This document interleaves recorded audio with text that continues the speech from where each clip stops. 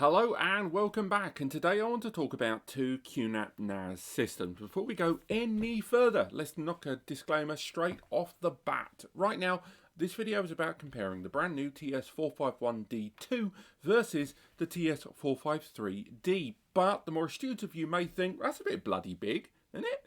Well, that's because this is the 6-bay. Unfortunately, I do not have the 4-bay, the 453D here in the studio. I only have the 6. So we're utilising the 6 here as a placeholder, but effectively those two devices are largely identical apart from 2 hard drive bays. So ultimately, it's about that much smaller overall. So although I'm well aware this is the 6, just bear in mind that this is the 453D versus the 451D2. Now, why am I comparing these two NASs? Why have I been comparing this NAS versus so many different devices lately? There's a few reasons for that. First and foremost, I'm comparing this because I think the 451D2 is a very interesting NAS device. I think arguably a number of you, when you heard about it, myself included in fact, when you heard that there was a new dual-core D-series NAS coming out with 1 GBE, a lot of us were like, why? Why? You've released such incredible desktop hardware recently, QNAP. You've released a bunch of, you know, the 53D series at 2.5 GBE and PCIe and great CPUs. And then you released the 31K and KX and the P3 and all these different devices. And all of them either had 2.5 GBE or had quad-core architecture or had upgradability or even 10 GBE. This device seems on paper to feel like a step back. But the more you look at it and what it can do and its price point, the more you become aware of the fact that this is basically a lower entry point. It's like a pole vault thing. What they've done is lower the minimum you have to spend to get a number of core QNAP features and have it in a 4-bay RAID 5 environment that generally have just not been available at that price before. If you look around at the portfolio from QNAP, you will see that to get a lot of the features and functionality of this arguably rather base device, you've had to spend 50, 100, 150 quid more. The 453D, on the other hand, is a power NAS for home use. It's a prosumer NAS, an SMB, small medium business NAS, and a number of you, when buying either your first or an upgraded NAS system, might be looking at these two Intel powered systems. There's a big price difference between them, and there is a difference in what they can and cannot do. So the reason I'm comparing them is because I think a number of you have decided, right, I want an Intel processor, I want a 4-bay for RAID, I want HDMI out, I want, you know, at least 2 gig of memory to get all my stuff done, I want a couple of LAN because I might want to link aggregate and get more than that, and then suddenly you've gone, well, these two tick the box. So between these two devices, there's about 120 to 130 quid price difference, which is like 25% of the asking price of this device. So that's a big leap, arguably. It's not a small, you know, it's not a small sum of money. It's not exactly a big sum of money in the grand scheme of things, but it is enough money between these two brands that you might be able to buy another hard drive or add another terabyte or two to the drives inside. So let's find out if you need the 451D2 or you should go extra, like at McDonald's. Do you want to pay a little bit more and go big?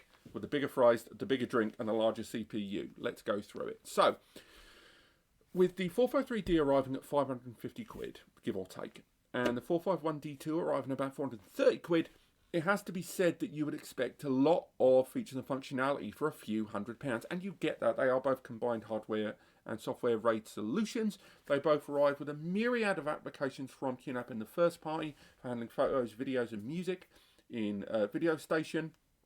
Lots of 4K and 1080p multimedia and home cinema handling applications for video, as well as Plex Media Server and a bunch of third-party applications for adding things like Kodi and Plex HDMI and Ambient Wonky and stuff like that.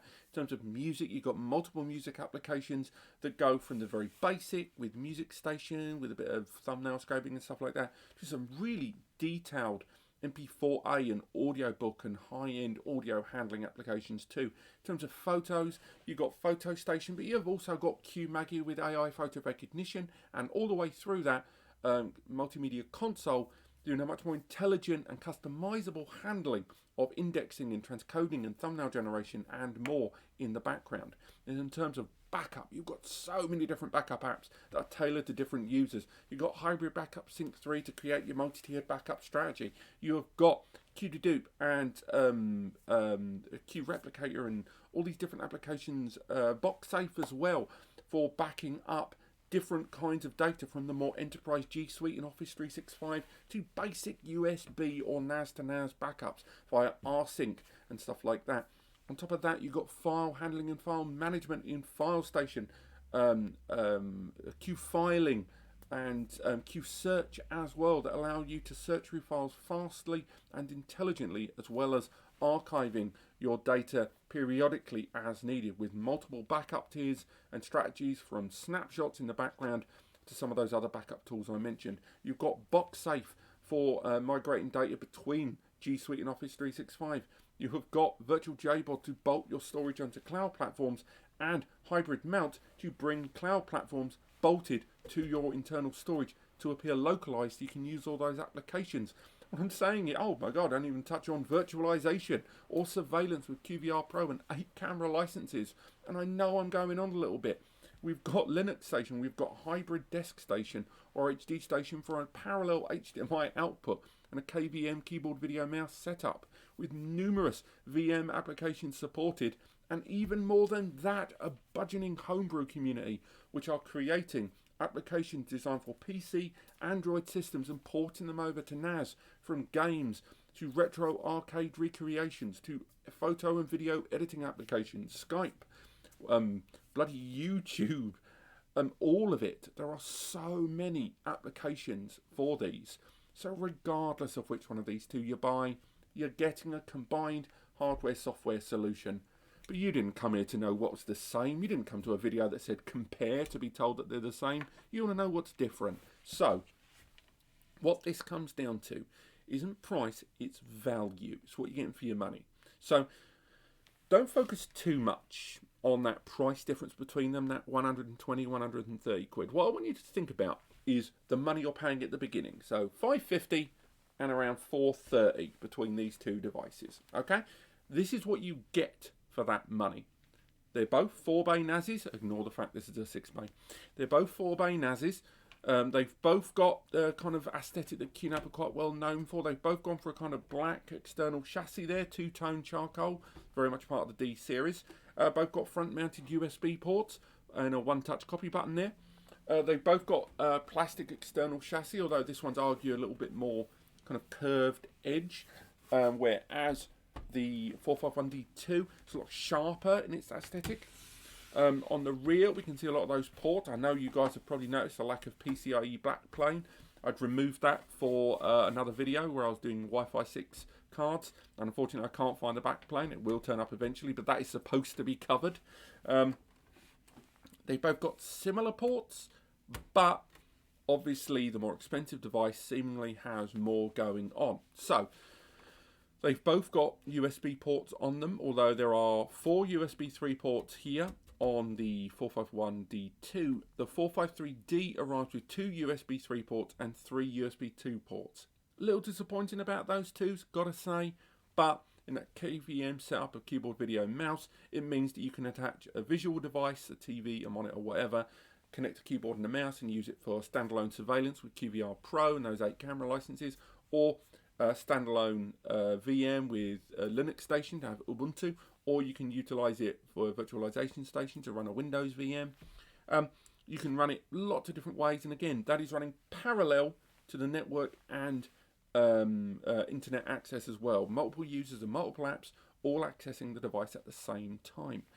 With the older device, they've both got the HDMI out and they've both got those USBs, but because it's got exclusively USB 3s, it means it can attach more USB 3 faster drives, and that includes the expansions as well from QNAP, covering 2 and 4 and 6 and 8 and larger expansion chassis, all available in the TR and TL series, which have got their own RAID built in, or the TL with JBOD.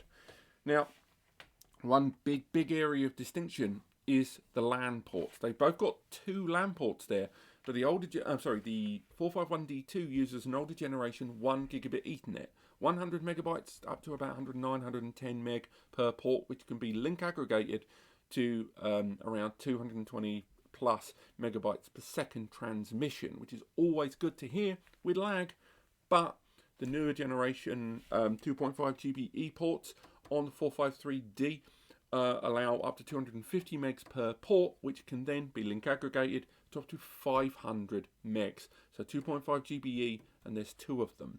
Very, very important there. Now, that network upgrade isn't the only reason why this is a bigger jump and better value for that money you're paying.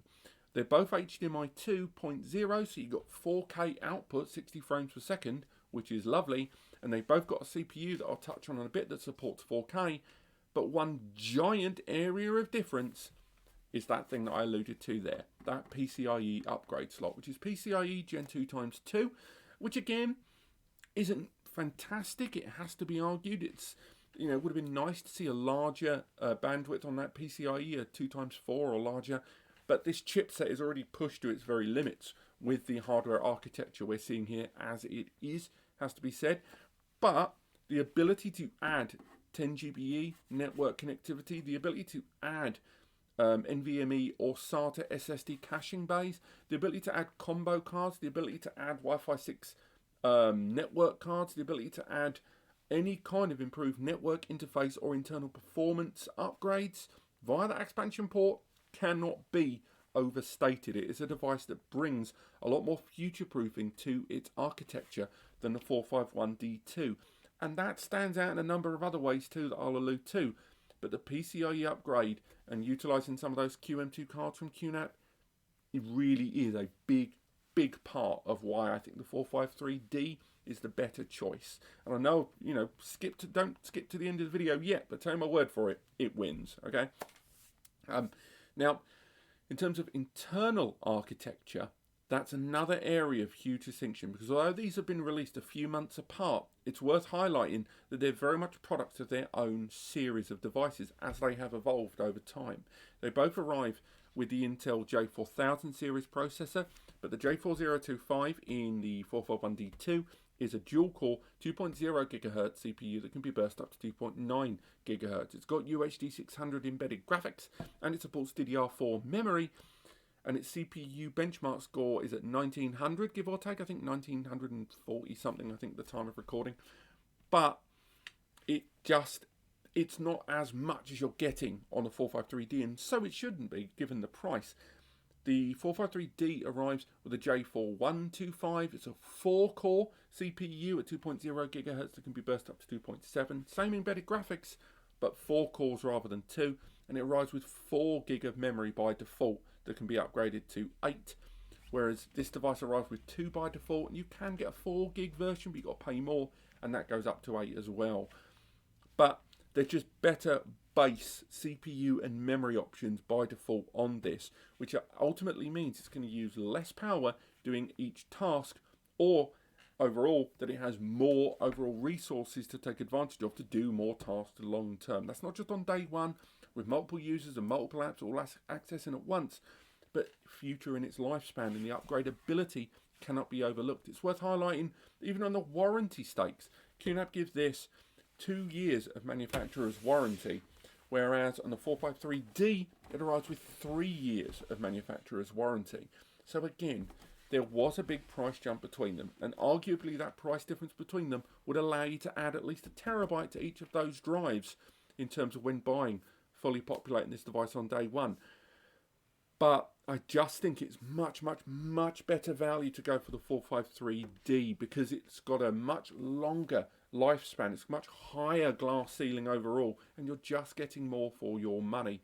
If need be, don't fully populate the device. Get 3 drives on day one, maybe even 2, and have them in a RAID, and then add some drives later as you go on.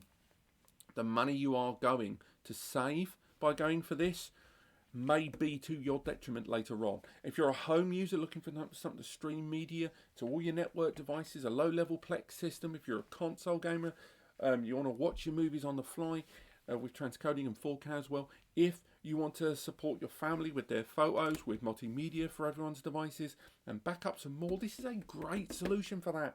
Low-level surveillance in a home or office environment, small business or a shop, great stuff. As another tier to your backup strategy, it's got some great horsepower behind it. But This just does more. It covers more bases in what it can do and ultimately how it will wrap itself around the way you work and improve your workflow. And the fact that you can upgrade it in more ways long term cannot be underestimated. Thank you so much for watching. I hope you guys have enjoyed this video. If you have, click like. It helps me know what you guys like, and then I go, well, I'll make more of them then, won't I? Next, if you did want to learn more about either of these devices or how they compare with other NAS systems in 2020 and indeed 2021, do click subscribe and visit the links in the description to NAS Compares, where we do all the reviews, upgrades, tips and guides on how to make the most from your NAS, and the guys at span.com to find out the best place to buy your NAS, the best place to get pre and post sales tech support and worldwide shipping. They are the NAS experts with coming up to 30 years of experience in the biz. They know what they're doing. Otherwise, I will see you next time.